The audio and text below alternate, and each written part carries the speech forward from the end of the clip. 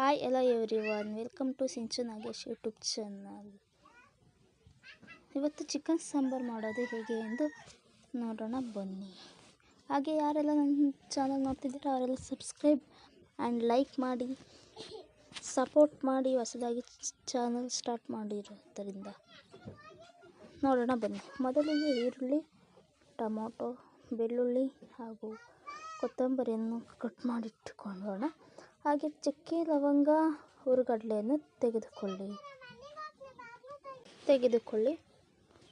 ಆಮೇಲೆ ಒಂದು ಬಾಂಡಲಿಯನ್ನು ಹಾಕಿಕೊಂಡು ಗ್ಯಾಸ್ ಆನ್ ಮಾಡಿಕೊಂಡು ಕಟ್ ಮಾಡಿರುವಂತಹ ಈರುಳ್ಳಿ ಅದನ್ನು ಚೆನ್ನಾಗಿ ಫ್ರೈ ಮಾಡಿಕೊಳ್ಳಿ.